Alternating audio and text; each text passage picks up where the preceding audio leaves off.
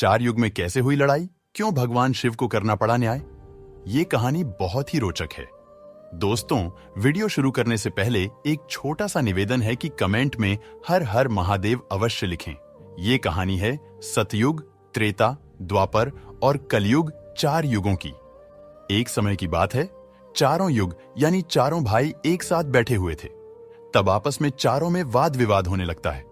सतयुग, त्रेता, द्वापर और कलयुग चारों एक साथ बैठे हुए विवादों में उलझने लगे। सबसे पहले सतयुग कहने लगा कि अरे मूर्खों, तुम सब मुझसे छोटे हो, तुम मेरी बराबरी कैसे करने लगे। जब त्रेता युग ने यह बात सुनी तो कहने लगा कि तुम सबसे बड़े कैसे हो सकते हो। तुम सब में सबसे बड़ा तो मैं हूं, मैं ही सर्वश्रेष्ठ हूं, तुम मुझसे सर्वश्रेष्ठ नहीं हो सकते। तब तक द्वापर युग बोल उठा कि तुम सर्वश्रेष्ठ कैसे हो सकते हो, तुम सभी में श्रेष्ठ तो मैं हूं, तुम्हारा श्रेष्ठ होने का तो प्रश्न ही नहीं उठता। तब तक कलयुग कहने लगा कि तुम तीनों श्रेष्ठ बन रहे हो, परंतु हकीकत तो जानते ही नहीं, वास्तविकता में श्रेष्ठ तो मैं हूं। इस तरह से चारों युग आपस में झगड़ने लगे। तब चारों युगों ने फैसला किया कि हम आपस में फैसला नहीं कर सकते कि हम में से कौन बड़ा है, कौन सर्वश्रेष्ठ है। इसका फैसला तो भगवान भोलेनाथ करेंगे। चलिए वहां चलते हैं। भोलेनाथ ही आदि और अनंत है। चलिए उन्हीं के पास कैलाश पर चलते हैं।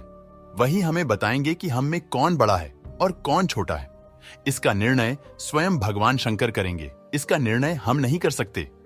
चारों युगों ने मिलकर योजना बनाई कि चलिए कैलाश पर चलते हैं। चारों युग कैलाश पर्वत चले जाते हैं। जब वह कैलाश पर्वत पर पहुंचते हैं तो द्वारपाल उन्हें रोक लेते हैं। द्वारपाल कहते हैं कि तुम चारों कौन हो और कहां जा रहे हो। तो चारों युग कहने लगे, हे द्वारपाल, हम भगवान शिव से मिलना चाहते हैं, उन्हें हमारी आने की सूचना दीजिए। स्वयं नंदीश्वर महाराज भगवान शिव के पास आए और भगवान शिव से कहने लगे, हे प्रभु, है कैलाशपति, आपसे चारों युग मिलना चाहते हैं। भगवान शिव कहते हैं कि जाओ, उन्हें सम्मान सहित हमारे समक्ष ले आओ। भगवान नंदीश्वर चारों युगों को लेकर पहुंच जाते हैं भगवान शिव के पास। भगवान शिव ने चारों को सम्मान सहित अपने दरबार में बैठाया। चारों लोग भगवान शिव को प्रणाम करते हैं। तब भगवान शिव ने चारों युगों से कहा कि आप सभी का हमारे दरबार में, हमारे कैलाश पर स्वागत है। कहो, तुम्हारे आने का क्या कारण है। तुम तो स्वयं ही कालचक्र हो, तुम तो स्वयं ही समय हो, फिर ऐसा क्या कारण है कि तुम्हें हमारे पास आना पड़ा। चारों युग कहते हैं कि हे सृष्टि के रचयिता, हे भगवान शिव, हम चारों में विवाद खड़ा हो गया है और हम उस विवाद का समाधान नहीं कर पाए, इसीलिए हम आपके पास आए हैं। अब हम आपसे निवेदन करते हैं और गुहार करते हैं कि हे भगवान, आप ही हमारा फैसला करें, आप हमारा न्याय करें और हमें बताएं कि हम चारों में सबसे बड़ा कौन है, हम चारों में सर्वश्रेष्ठ कौन है। भगवान शिव कहते हैं कि इसका फैसला तो तब होगा जब आप चारों अपना अपना फैसला सुनाएंगे। तब भगवान शिव सतयुग से कहते हैं कि हे सतयुग, तुम बताओ, तुम कैसे बड़े हो। तुम अपने आप को सर्वश्रेष्ठ बताने की कोशिश कर रहे हो, लेकिन वो कैसे, यह मुझे बताओ। तब भगवान शिव से सतयुग कहता है कि देखिए प्रभु, मेरी आयु सबसे ज्यादा है, मैं 17 लाख वर्ष का हूं और अन्य युग हमसे तो बहुत छोटे हैं, इसीलिए मैं इन सभी से लंबी आयु का हूं। तब तक कलयुग बोल उठा, कहने लगा कि हे प्रभु, मैंने तो यही सुना है कि व्यक्ति कभी आयु से बड़ा नहीं होता, व्यक्ति तो गुणों से बड़ा होता है। भगवान शिव ने कलयुग की दलील को माना और सतयुग से कहा कि सतयुग, तुम इस तरह तो बड़े नहीं हो सकते। सतयुग कहने लगा कि हे प्रभु, मेरे युग में जो व्यक्ति हुए वो बड़े ही बलवान हुए, बड़े ही पराक्रमी हुए, वे पृथ्वी को उठा ले जाए, ऐसे पराक्रमी और बलवान थे। और मेरे राज्य में भगवान श्री हरि विष्णु ने कई अवतार लिए। देखिए, प्रभु नरसिंह अवतार मेरे ही काल में हुआ, वराह अवतार मेरे ही काल में हुआ, मत्स्य अवतार मेरे ही शासनकाल में हुआ। तब तक त्रेतायुग बोल उठा, नहीं प्रभु, श्री हरि विष्णु के अवतार होने से सतयुग बड़े नहीं हो सकते हैं। प्रभु अवतार तो मर्यादा पुरुषोत्तम श्री राम का मेरे काल में भी हुआ था, जिन्होंने संसार को मर्यादा का पाठ सिखाया। और अगर बलवान की बात करते हो तो कुंभकर्ण जैसे योद्धा, राम रावण जैसे योद्धा मेरे शासन काल में भी हुए। हे प्रभु, इस तरह से सतयुग बड़ा नहीं हो सकता, तो फिर इन सब में बड़ा तो मैं हूं। जब यह बात द्वापर युग ने सुनी तो द्वापर युग कहने लगे कि हे प्रभु, दोनों बड़े बन रहे हैं, परंतु ये दोनों बड़े कैसे हो सकते हैं। देखिए प्रभु, आप जानते हैं कि जब मेरा शासन काल आया तो मेरे काल में तो भगवान श्री कृष्ण जैसे अवतार पैदा हुए जो कि 16 कलाओं से संपूर्ण परब्रह्म परमेश्वर थे, जिन्होंने विराट रूप दिखाया। वैसा विराट रूप तो साक्षात भगवान विष्णु भी नहीं दिखा सकते। हे भगवंत, अगर योद्धाओं की बात करते हैं तो मेरे शासनकाल में बड़े बड़े योद्धा कर्ण, एकलव्य, गुरु द्रोण, जरासंध, भीष्म पितामह और अर्जुन, भीम, युधिष्ठिर, नकुल, सहदेव मेरे ही शासनकाल में हुए थे। प्रभु बलराम स्वयं मेरे ही शासनकाल में हुए थे। तो बताइए, प्रभु की मेरे शासनकाल में कौन सा योद्धा इनके योद्धाओं से कम था? हे प्रभु, इन सब में तो मैं बड़ा हूं। तब तक कलयुग बोल उठा। कलयुग कहता है कि हे प्रभु, मैं इनकी बातें मान लेता हूं। इनके शासनकाल में जो भी योद्धा हुए, जो भी अवतार हुए, उनमें कई कमजोरियां पाई गई थीं, और जिनके शासनकाल में कमजोरी वाले मनुष्य हो, वो सर्वश्रेष्ठ कैसे हो सकता है? कलयुग कहने लगा कि नहीं भगवान, मेरा शासनकाल सबसे अच्छा है। मेरे युग में व्यक्ति के भोग विलास के लिए कई सुविधाएं हैं। अच्छे अच्छे और नई नई तकनीकों से परिपूर्ण मेरा युग, मेरा शासनकाल सभी में सर्वश्रेष्ठ है।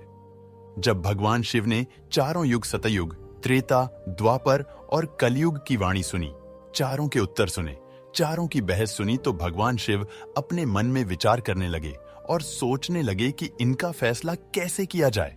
पास में ही माता पार्वती बैठी थी।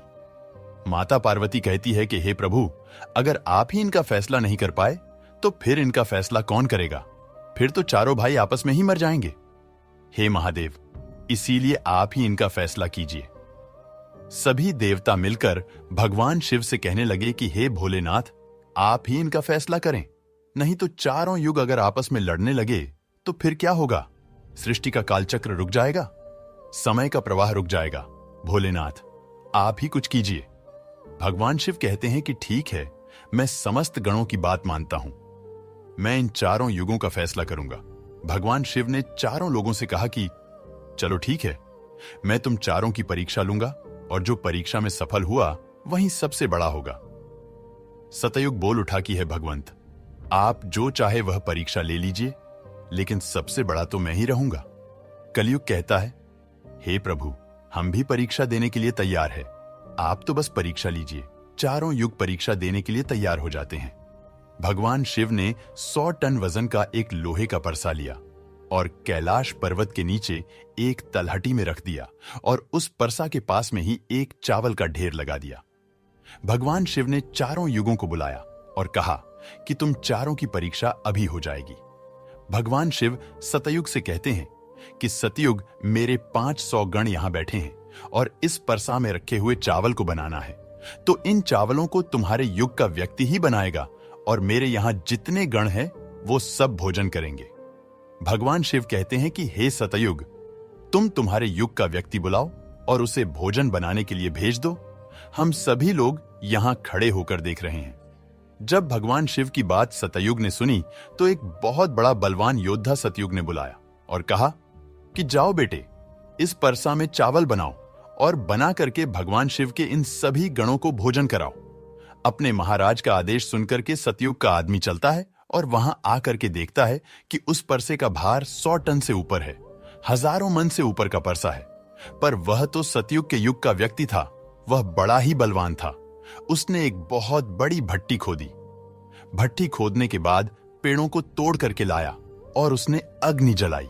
अग्नि जलाने के बाद परसे को एक हाथ से उठाया और उठा करके भट्टी पर रख दिया, और चावल उठाया और परसा में डाल दिया, पानी डाल दिया और चावल बना दिया। जब बहुत विशाल परसा में चावल बन गए तो उस व्यक्ति ने, जो सतयुग का था, समस्त गणों को बैठाया, पत्तल दिया और चावलों से भोजन करा दिया। अपना कार्य पूरा करके वह अपने मालिक सतयुग के पास आया और कहने लगा कि हे प्रभु, मैं जा रहा हूं, अब मेरा काम हो गया है। भगवान विष्णु और अन्य लोग यह सब देख रहे थे। फिर भगवान शिव त्रेतायुग से कहते हैं कि हे त्रेता, तुम अपने युग के व्यक्ति को भेजो, और यह परसा जो रखा हुआ है इसे मैं अपनी माया से हटा देता हूं और इसी के समान दूसरा परसा बना देता हूं।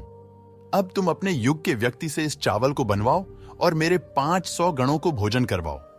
तो त्रेता युग ने कहा कि ठीक है प्रभु, जैसी आपकी आज्ञा।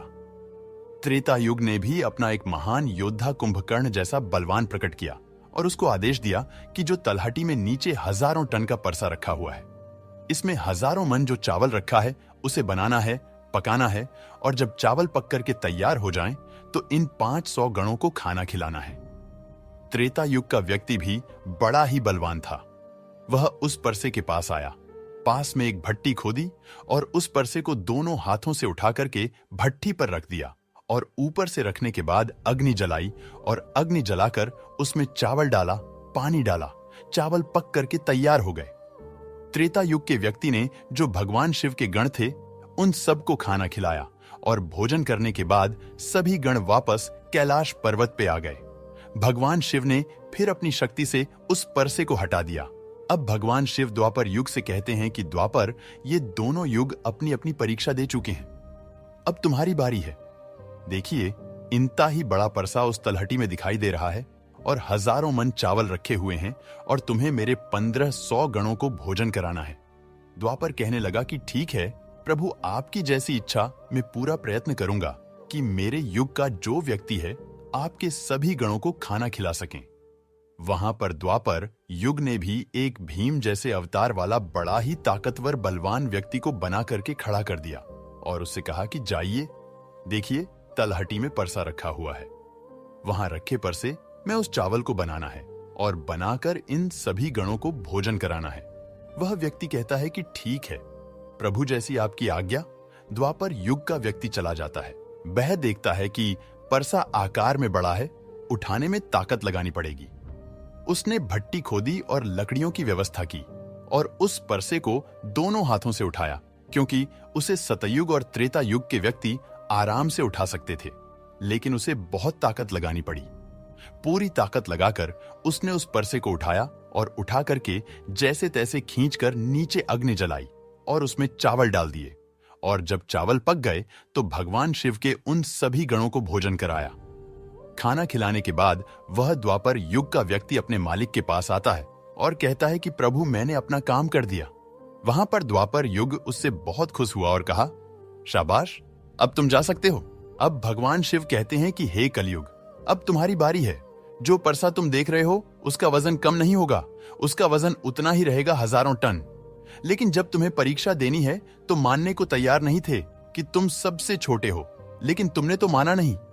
तुम्हारे आदमी की आयु भी मात्र 100 वर्ष है, जबकि अन्य लोगों की आयु बहुत अधिक होती है।